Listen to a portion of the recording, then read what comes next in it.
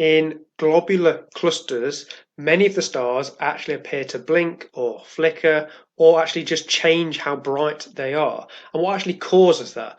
Well, in this video, we're going to have a look at what causes that and why those stars actually appear to be changing in brightness in these globular clusters. Now, if you're not sure what one of these types of clusters is, I'll just recap what they are. Now, these are spherical shaped groups of stars. So there's a couple of them here, and these are images of globular clusters. They are quite densely packed in the center. So these are very, very densely packed clusters of stars. They're quite close to each other in the center and have a variety of different colors. Although actually most of them should be red, but we'll cover that in a little bit. Now, they contain an enormous amount of stars, so they can contain upwards of 1 million stars in one of these clusters. Now, because they're very close to each other, as you can see, they actually don't really have any planets because they're so close to each other that they actually gravitationally disturb each other. But they are very close to each other because there's so many, especially actually in the center. Now, where do you find them? Now, they're not actually in the galaxies themselves. They are typically found outside of galaxies. So, for example, the Milky Way, we have a disc-like structure where the spiral arms are. These globular clusters are found outside of that disk. So they're kind of orbiting around the outside of the spiral disk shape. And that's typical for other spiral galaxies as well. So the very old objects orbiting outside of the main galactic plane. Now, they typically don't have any gas in them. So because there's no gas there shouldn't be any recent star formation. So that means that they are populated by typically old red stars. And if you have a look at the image, you can see that actually there's a lot of red stars there. There is also many blue stars, but that's a completely different problem that I covered in a different video. But they should generally be populated by old red stars because there's no gas there to form the younger, bluer stars. Now, if we have a look at the HR diagram, the HR diagram is a plot of the surface temperature, or essentially the color of a star, against its luminosity or brightness, and you get this kind of structure here, where the diagonal is the main sequence, and depending on the mass of the star, it fits somewhere on that slope. The bigger the star, actually, the further up it goes on the main sequence. The sun is kind of almost midway through there. Now, if you have a look at the population of stars in globular clusters as a whole, then they occupy this sort of area on the HR diagram. And this actually is where they come off the HR diagram. So you're talking solar mass sort of stars, stars that are similar in mass to the sun.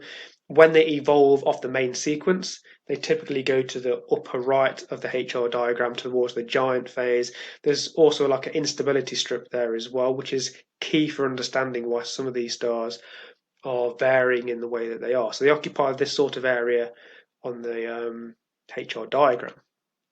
Now, this is an example of the globular cluster called M5. And you might be able to see that some of those stars are kind of flickering, they're kind of blinking, they're varying in their output. And this is because they are classified as variable stars.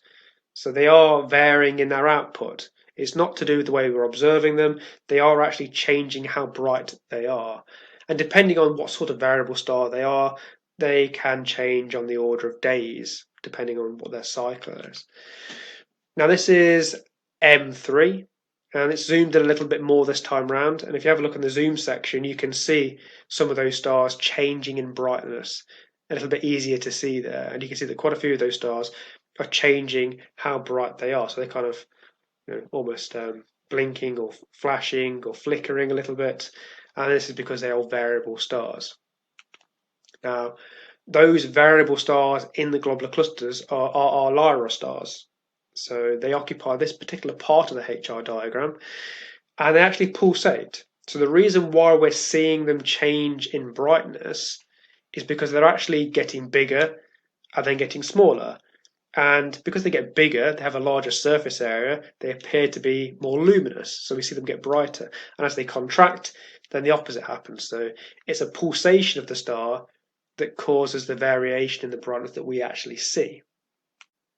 Now, if you take a look at the typical light curve for one of these particular stars, you can see how it increases in magnitude, which is essentially how bright or luminous we see it as, and then how it decreases again.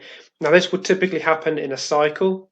Now, it's not exactly the same every time, but it appears to show a cycle or a period, and depending on the star, it will have a set time period between each pulsation. Now on the bottom you've got the phase, which is basically just the time. So you can see that actually the phase will be between 0 and 1, which is one pulsation, and you can see that actually it's changing in magnitude a fairly significant amount actually, and that's why we can actually see them. So a light curve is just how bright we see the star against time. Now, what is actually causing that pulsation? So we know that they're caused by a pulsation of the star's getting bigger and then smaller, but what's actually causing that?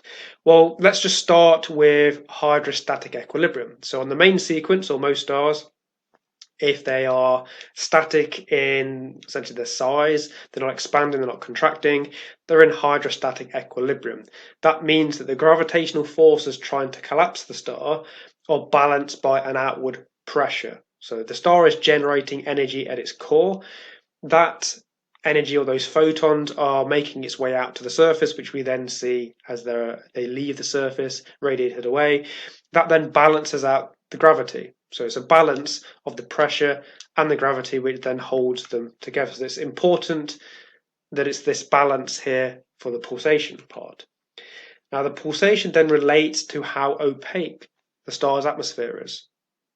So if the atmosphere is very, very, very opaque, so essentially the photons are struggling or they're restricted in their movement through the atmosphere of the star, they are going to be scattered more, absorbed more, and it will restrict their movement out.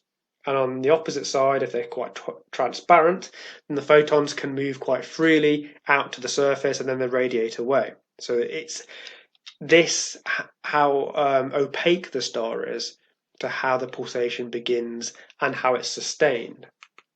So when the star is small, opacity is quite high. So that means that the movement of the photons outwards is restricted. The temperature then increases. Because you're restricting the movement of those photons outward towards the surface, the temperature then increases. A direct consequence of that is that the pressure increases. Now, the gravitational forces haven't changed for the star. The mass hasn't increased, so the star hasn't grown in actual mass, but you've increased that pressure. That then means that it overcomes the gravitational force enough that it can actually cause an expansion in the star. So it actually causes the star to expand in size. Now, when that happens, it becomes a little bit more transparent to the photons. So the photons can then actually move a little bit more freely. The star begins to cool, and well, basically, those photons are kind of lost at the surface. So you get an increased radiation or emission of the radiation then, and opacity is low. Temperature then starts to decrease. Because the temperature then decreases, you get a pressure decrease. So as the pressure decreases, again, the gravitational force hasn't changed. So then the star actually contracts again because you've unbalanced that. You've decreased the pressure forces, so it begins to contract again. And then you're back to the same cycle again. And what happens is this cycles through and it's stuck in this loop where it expands and then contracts. But it's all about how easy or restricted the movement of those photons are through the star. If they get scattered a lot or absorbed a lot, then it restricts their movement, the temperature increases, the pressure increases, and then once it gets large and expands, the opposite happens, then it decreases. And what you see then in the light curve again is that it then increases in brightness and then decreases in brightness. And again, you can see that it has a bit of a period, a cycle, and most pulsating stars will show something similar, but the actual shape of that light curve changes slightly depending on what type of variable star or the type of pulsation that's actually occurring there. But the general underlying principle that's causing that is normally how opaque the atmosphere of the star actually is. So thank you for watching, and if you enjoy, then check out some of the other videos.